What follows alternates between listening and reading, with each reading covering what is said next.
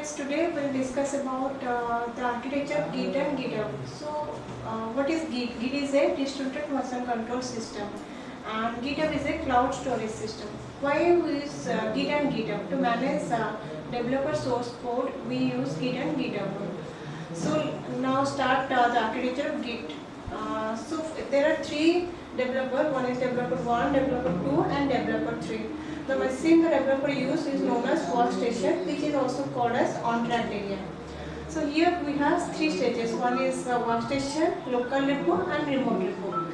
So between workstation and local repo, there is one staging area, which is known as track area. So first, when the developer adds some file, he need to initialize Git before the adding file. So he need to initialize the Git, then he add the file through GitHub. When he add the file, it will go to the staging area, and then he need to commit through git commit. Then the file go to local repo, and inside that local repo file was saved. And then he need to create a remote repository, and then he will send the file from local to remote repository through git push, and then the file was saved inside the remote repository. Now the file was inside the remote repository, which is in GitHub. Now in the same way, developer 2 and developer 3, they are pushing the file into the remote repository, which is inside the GitHub.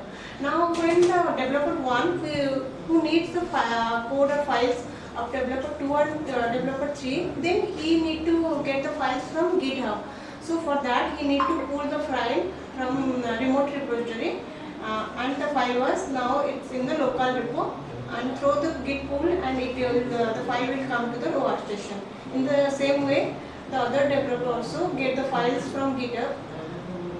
In practically, if we are going to do in Linux machine, so we have to install Git inside Linux machine through yum install git-y. Then he need to create a folder. For that he need to write mkdir, then folder name, then he need to go to that folder. So for that he need to write cd folder name, then he need to initialize the git through git init command. Then he need to check the status of that file.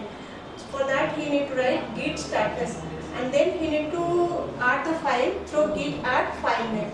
So after that he need to commit, he need to write git commit -m message.